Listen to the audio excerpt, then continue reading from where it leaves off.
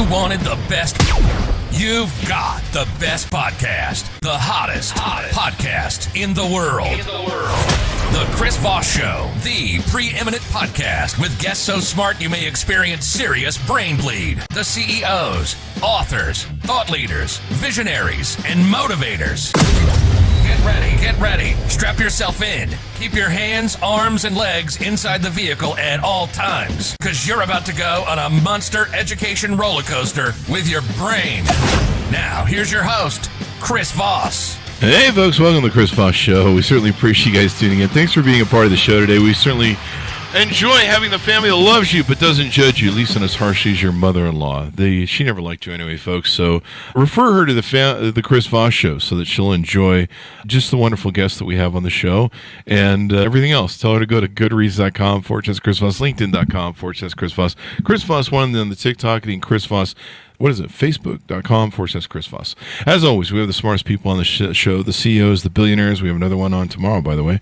The Pulitzer Prize winners, the great authors, the great minds, and none of them, of course, are me because I'm just some idiot with a mic. But we have an amazing young lady on the show with us today for her hot new book coming right off the presses. It's called Vulture, Capitalism, Corporate Crimes, Backdoor Bailouts, and the Death of Freedom. Comes out March 12th, 2024. My God, we're in March and 2024 at the same time. Grace Blakeley joins us on the show today. We'll be talking about her insights and everything that went into this newest book of hers, and she's written quite a few books. She is one of the fiercest anti-capitalist advocates of her generation, and if you don't believe her, she'll fight you. No, I'm just kidding. I made that part up. She is an author, journalist, and commentator. She attended University of Oxford, where she graduated with first-class honors degree in philosophy, economics, and politics, and later obtained a master's in African Studies. She's written for The Guardian, Tribune, and New Statesman, among others, and she's appeared on MSNBC and MTV News. It sounds like there should be like a music soundbite whenever I say that. MTV News. Dun-dun-dun. Whatever. Play some Metallica. Anyway, she's the author of Stolen, The Corona Crash, and Vulture, Capitalism, and edited Futures of Socialism, etc., etc. Welcome to the show, Grace. How are you? Thanks so much for having me. I'm doing really good, thank you. Thanks for coming. We certainly appreciate having you as well. Give us your .com so that people can find you on the interwebs, please. Yeah, it's just graceblakely.com. There you go. So give us a 30,000 overview of your new book and what's inside. So Vulture Capitalism is really about why our economy and our societies are so skewed towards the people at the top. It really argues that, we're told we live in this free market capitalist economy where there's lots of small businesses competing with one another for market share and the state, gets out of the way. But actually, we've got massive corporations that are colluding with one another as much as they're competing. Every time they're under threat from the market, the state steps in and provides them with massive bailouts. And all this means is that power gets sucked up to the top of the economy, of society, and it really undermines democracy in the long run. There you go. I mean, it really does. I mean, we've been living in an interesting world, and there kind of always has been bailouts for the rich, the corporations, the powerful, at least over here in America. That seems to have been kind of a thing that's been going on. But in recent years, and I know you're in England, I think, is that correct? Yeah. Yeah. I know here in America, we've had some recent SCOTUS Supreme Court rulings that ruled like Citizens United that basically said, hey, you can, if you're a billionaire, you can buy yourself a politician, no questions asked. And nowadays we just recently found out that if you're a billionaire, you can buy your own SCOTUS judge. So there you go. You just give them a free RV and away you go. And so we've been kind of living in an interesting world. Do you think that we live between, I think, your Margaret Thatcher and our Ronald Reagan, we issued an era of illiberalism in politics. Do you think that that's true, that more and more we just kind of live in an illiberal sort of political climate? Yeah, absolutely. Those two politicians, Thatcher and Reagan, came to power and they said, we're going to create free markets. They kind of drew on this almost like libertarian spirit that I know is really strong in the US, the idea that the government needs to get out of the way and let people be entrepreneurs and kind of do their own thing. Whatever you think about that particular view of the world, that's not what we have. It's not what capitalism is, actually. Because, you saw politicians like Thatcher and Reagan just deliver massive support to big businesses. There was this whole idea that, the state got smaller after the 1980s because it was shrinking to make space for markets, but it didn't. It's just that we started shifting spending away from certain areas, so stuff that benefits working people, and create these massive subsidies for the rich and for big corporations. I mean, I know in the US, you've got these huge subsidies for the fossil fuel companies, for example. And at the same time, there's a section in the book where I talk about the aerospace company Boeing, which I'm sure you will have seen recently, has been all over the news. Planes plummeting out of the sky, doors falling off these planes. There's this whole history of Boeing about how the top executives knew about all of these failings with their airplanes, but did nothing because they were trying to safeguard their own profits. They weren't being properly regulated, and they were getting billions in subsidies and tax breaks from the government. Yeah. So, you've got this idea that there's a big corporation, that's capitalism. It's, competing with companies and delivering this free market dream. But actually, it's just big businesses, big government working together to promote their own interests at the expense of everyone else. Well, and most people don't realize that what Boeing was actually trying to do was come up with a new revenue base to charge customers for. They charge them for extra baggage now and all that sort of stuff. So, hey, if you want bolts on doors, you're going to have to buy the bolts on doors package if you want that. Otherwise, free air conditioning.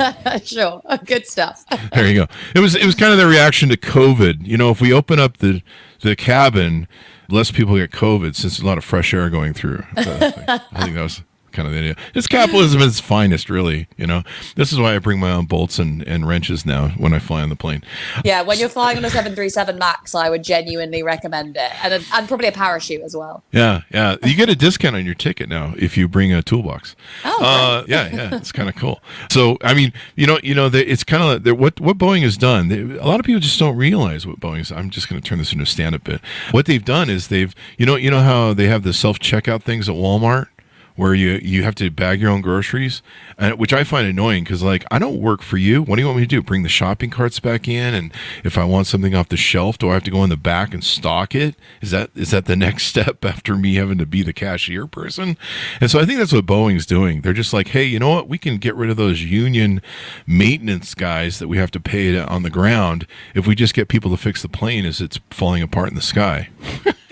It's a smart business strategy. And you know what?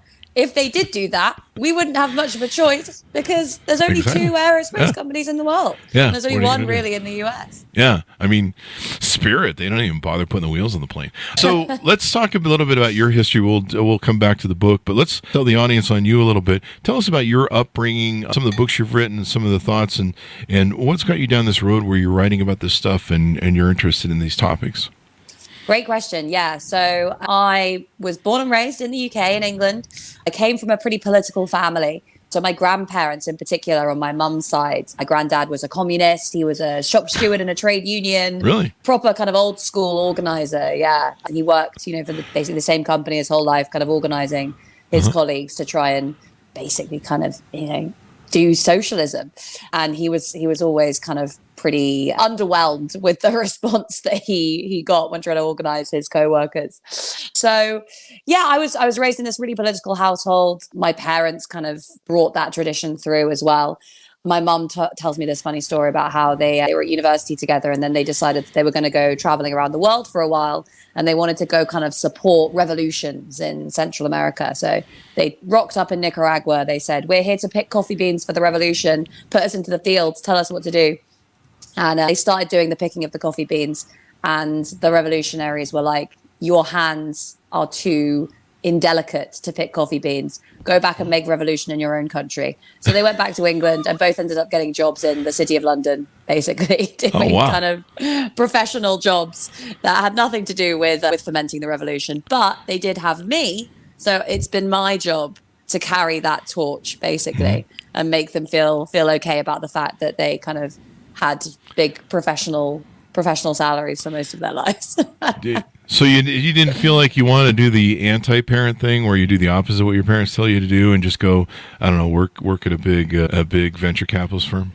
Well, I did do that in some ways. I wasn't an angel of a child. I got diagnosed with ADHD a couple of years ago, and my parents were the least surprised of anyone. They were like, yeah, that makes sense. You were climbing on the roof of your school at 12. So yeah. we didn't really need that diagnosis. It's a good disease to have, though. It's a CEO disease. Most CEOs have ADHD. Oh yeah, 100%. They're all entrepreneurs, and it's crazy people basically who are like, pretty much, yeah. You're looking at one, but it makes a lot of money if you can learn to ride the horse right. Yeah. It's kind of cool, but it's like trying to control a meth addiction. Really good way of putting it.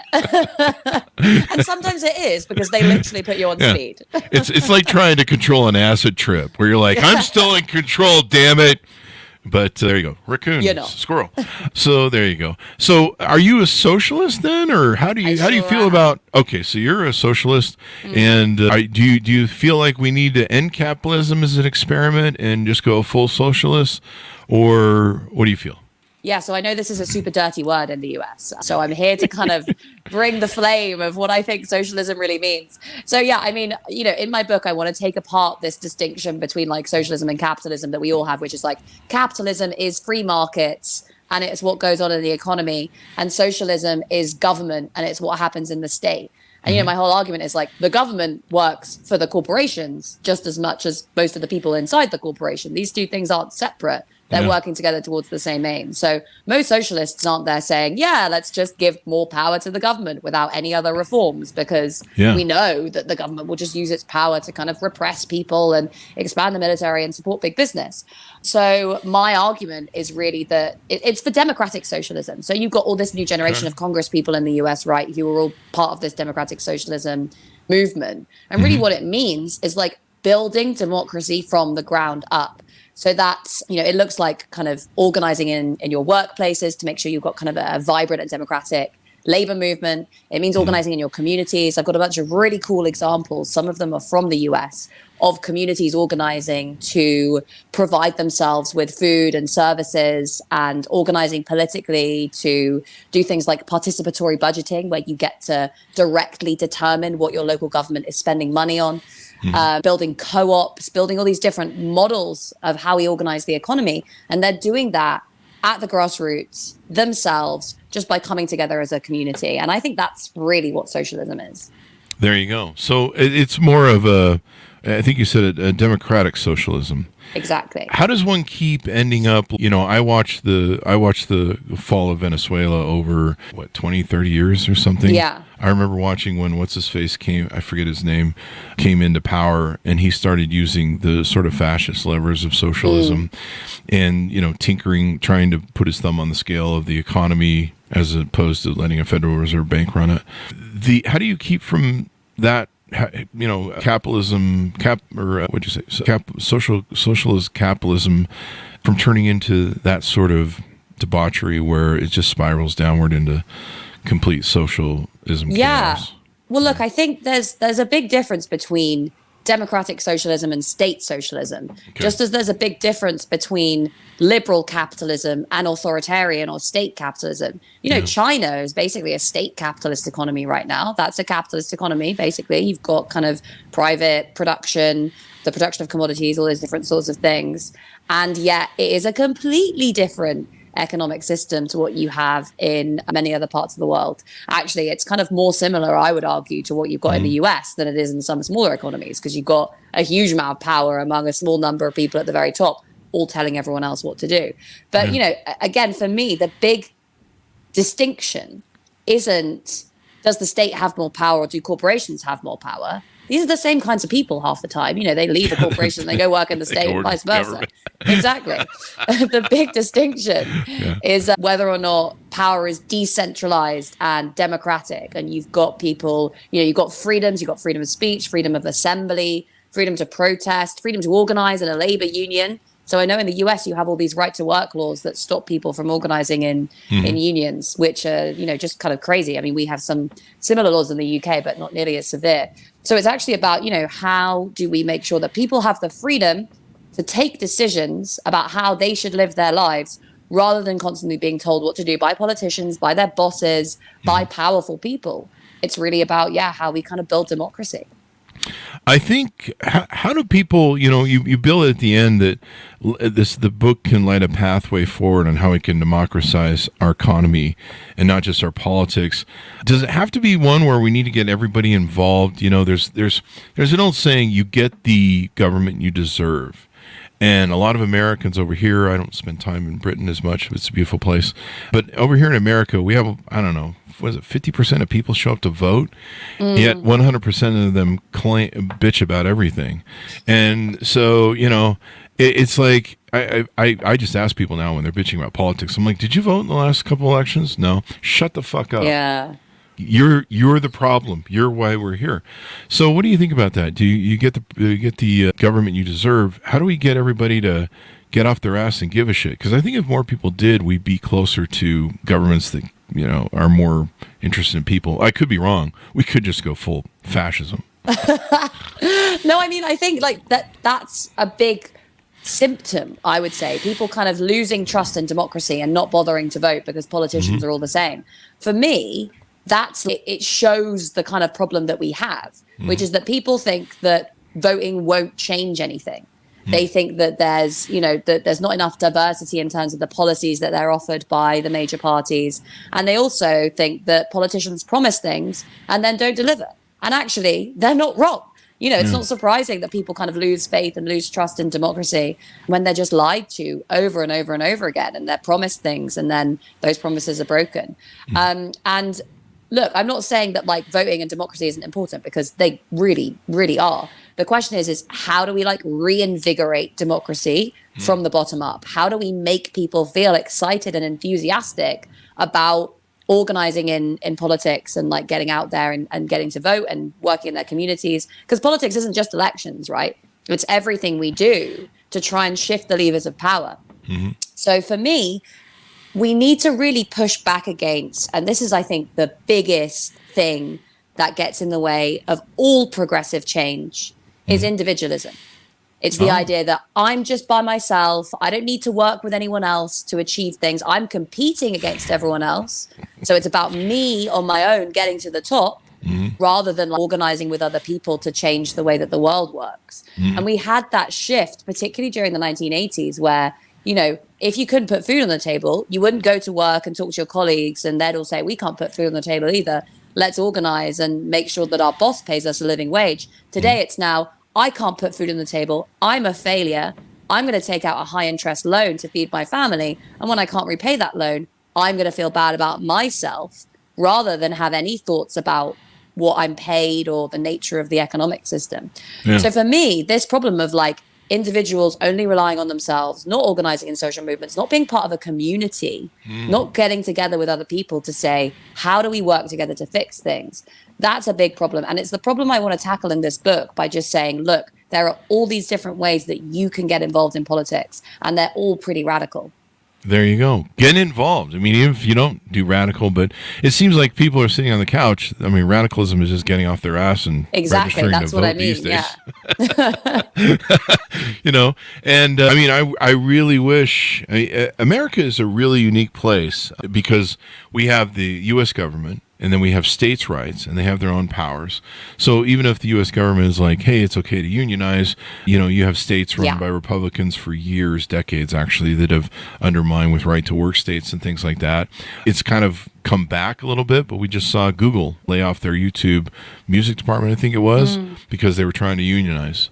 And it was definitely a bully pulpit, and that started with Reagan and Margaret Thatcher, where they started union busting, and that was the whole intent of that whole illiberalism. And I'm still waiting for my trickle-down economics check from Ronald Reagan. And I've watched the whole middle class disappear because of the Ronald Reagan illiberalism, and they just, all the way up until Trump, they gave more big breaks to corporate people and business people. And I'm a corporate entrepreneur. I understand what sort of gifts I get. I'm like, maybe we kind of had a lot already. Do you really need to give us more? But there needs to be more. I don't know. There needs to be more reach out or more demand by people in the streets. But the problem we have now is a society. If you study the failures of democracies, the failures of empires, we're on the downside of it, where what happens is people get so sick of it, they'll move to fascism or authoritarianism. And that's what America stands at the precipice of right now. Is we're at that point where we're going to end up in Venezuela. We're going to put somebody in power who is going to seize power, and we're going to end up an oligarchy or kleptocracy, really what Russia is. But more likely, we're going to end up like Venezuela, because he's going to try and fuck with the economy. He tried to do it the first time. So yeah, it's really interesting. People just get so pushed to the wall, they're willing to take anything, and the bigger the promise, the bigger the lie. They'll deliver, and the lower the self-esteem. That's how Hitler, Mussolini came into power. It was such a demoralized society that they were like, hey, this guy has got great ideas and says he'll fix it and make the trains run on time. Fuck it, let's try him, see what happens. What could go wrong? So there you go. But I like how you're... I mean, fascism is what you get, right? When you have the majority of people knowing that the system is broken, but they all feel so disempowered that they don't think they can change it. That's the big issue, because I think most people know that the economy doesn't work for them. They know that big business and governments work together to protect themselves, but they feel that makes them feel hopeless. And when you feel hopeless and angry, rather than kind of organizing and trying to change things and building a better world, you think, I just want to burn the whole system down. I just want to give these guys what's coming to them. So you vote for someone like Trump and you think, I don't care about whether he respects democracy or even what he does to the economy. I just want to see the people at the top suffer. I want the whole system gone. And ultimately, that actually ends up benefiting the people at the top even more, because they use someone like Trump to get loads of tax cuts and get more kind of stuff delivered through the back door, even while he's saying to everyone, I'm going to fight for you, fight for workers. Oh, yeah. The kleptocracy that was going on during the Trump administration was insane. Yeah. It was literally a pirate ship of money, and where everything was for sale. And it was so insane. And it'll be worse. And you're right. Now they want, he's talking about, I am your retribution. And so he's tagging on what you're saying, being retribution. And burning it down is not the way to do it. If you want to live in breadlines like the USSR or like Venezuela or some of these other countries that have tried playing these games, it doesn't end well. I mean, you'll get the trains run on time for about a month, and then everything goes to hell. And, everyone's on the grift, everyone's on the take, everyone has to be bribed, and you end up with a whole different system. And so it'll be interesting. But I love that your book is telling people to get motivated, to get organized, to get involved. And that's what we need everyone to do. I wish we had a law like other countries where you have to show up to vote, or, I don't know, we fine you and send you to jail. I think it's Iceland or Greenland that has that, and I think there's a couple other countries that do. But you have to show up to vote. Everybody's got to show up to vote, or else. And of course, we don't have that because we have these games we can play with the college and states and the what do we call it? The voting college that we have. There's all this sort of weird ways that you can cheat the system and win. We've had what, 2 or 3 elections now where the popular vote has been superseded by a very small handful of people. And it's really weird. So there you go. So I'm glad you've got governments trying to stop people from turning out to vote. This kind of restrictive ID laws and all that kind of stuff. Like the Republicans do better, right? When it's the same here. The Conservatives do better when fewer people vote. Yeah. It's it's an interesting dynamic that we've come to in this world. But we're an interesting country. It's a young democracy, and a lot of people don't understand these democracies can fail. You saw Viktor Orban in Hungary pretty much fall as a democracy in 2020. There's a lot of, actually, Europe seems to be turning now back to sort of authoritarian fashion, socialist sort of ways. I don't know what your thoughts are on some of those recent elections that have taken place. Yeah, I mean, I think it's really interesting when you see, as you say, democracies start to fail, because there's this idea, right, that history is just going up and up and up and up, and more countries are going to democracy, and they're going to capitalism, and they get to democracy and capitalism, and that's the end point, and then everyone's happy, and we've won. And that was kind of the idea in the 1990s, right? It was like the end of the Cold War was like the end of history. There wasn't anything that was exciting that was going to happen in politics anymore, because it would just be every country kind of converging on the same economic and political model. And that was just really short-sighted of people to think at that point, for lots of reasons. But firstly, because that whole model that we had of kind of liberal democracy and capitalism, it started to to break, particularly after the financial crisis. The whole thing was sustained by just this massive increase in house prices, the booming finance sector that meant that everyone felt better off because they could all buy a home for a brief period of time, and those homes were getting more and more valuable, and that meant they could borrow more money and go out and use their credit cards to buy new TVs, and everything seemed to be getting better and better and better until we realized it wasn't based on anything, productive in the real economy. It was just this kind of massive financial bubble. And since then, there's been this problem of, right, okay, well, the rich are getting richer, the poor are getting poorer, everyone in the middle is kind of stagnating or getting worse. Yep. How does democracy work in that context, right? And it just doesn't. Yeah, it doesn't. The big people that were really behind 2008 were the hedge funds and the venture capitalist firms. These are the people that made it happen. The rich getting richer, and they all got bailed out for the most part, except for Lehman Brothers. They took it on the head.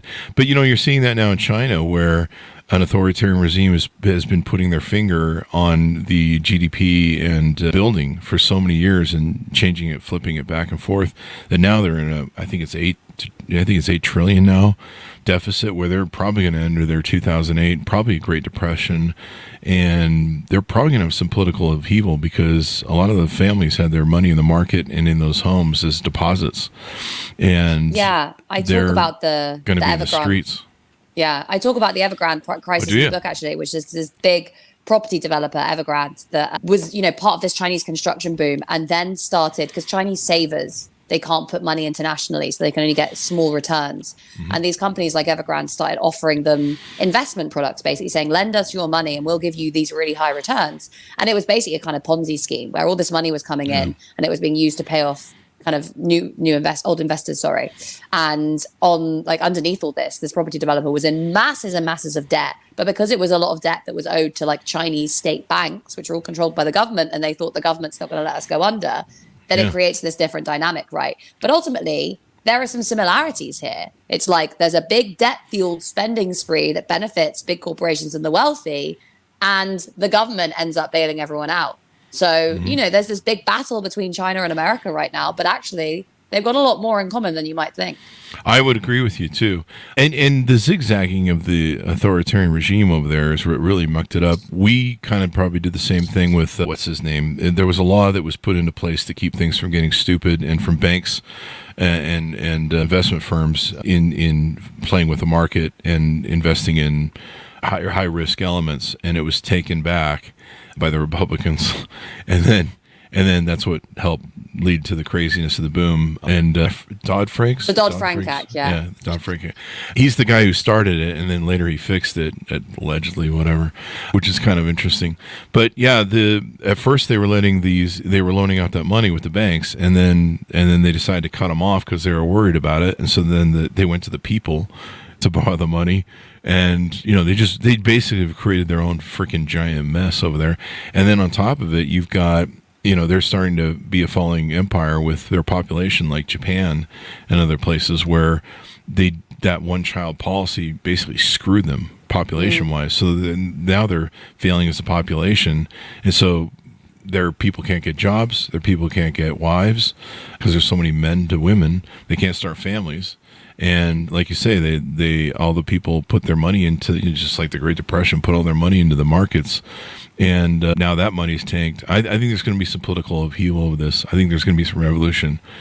I don't see there any way that there's not going to be. There's going to be. I mean, people were kind of marching in the streets over the COVID thing after a while, but I think this is definitely maybe the thing that breaks the back, because I've seen the way they're trying to come up to fix that $6 billion or $8 billion shortfall, and there really isn't. I don't even think they have a Federal Reserve Bank like we do, where they can print money, or I know they can print money, but yeah, it's a very different setup for a lot of reasons, but mostly because it's like a closed economy. Yeah. So there's not free flow of money in and out of the economy. And that gives the state a lot of control over what happens internally. But it doesn't mean that they can control everything. The big bargain that has existed in China for a long time has been growth of at least 7% a year, and there's no trouble. And that is now starting to fail because the government is basically realizing they have this trade-off between financial stability and economic growth. You can either keep piling on more and more and more debt and try and expand everything more and more, or, and you know, that creates economic growth, but also creates financial instability. Or you say, right, we're going to try and deal with all of these fragilities that have emerged in the financial system. But that then means we have to take our foot off the accelerator and the economy starts to slow down, which means slower job creation. And we're already starting to see the impact of this in China, partly because of the pandemic, for a lot of other reasons as well. The economy slowing down and the massive impact that has on China's trading partners, on the regional economy, and on the global economy. Because really, it was all the investment that China was doing after 2008 that dragged the rest of the global economy out of recession and created all this demand for raw materials and infrastructure and whatever. Now that's gone.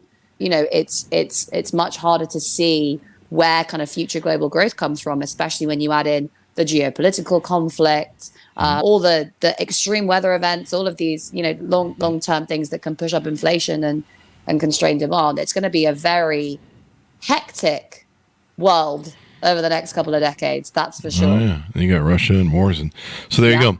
All the more important for you to get active in politics and everything that's going on. Give us your final thoughts as we go out. Tell people where they can order the book and your .com there, Grace. Yeah, thank you so much for having me today. It's been great chatting to you. Please do check out my book, Vulture Capitalism, and you can find me on Twitter, Facebook, Instagram. I'm just at Grace Blakeley. And you can buy Vulture Capitalism, all good bookstores. If you just search Vulture Capitalism, it should come up.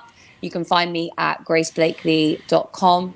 And yeah, you know, my big takeaway for everyone is just there's lots of powerful people who want you to think that you shouldn't get involved in politics, that you can't understand these things, that it's all beyond you.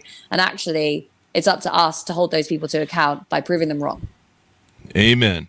You get the government you deserve. So if you don't shut up or if you don't show up and vote for it, don't complain, because you're the problem. I mean, I just look at people that, you know, I had all these people running around with their heads on fire going, oh my God, they overturned Roe versus Wade. I'm like, I showed up for Hillary on 2016. Did you? Did you show up? Oh no, but her emails. Oh no, you know, I voted for. I wanted Hillary. I wanted.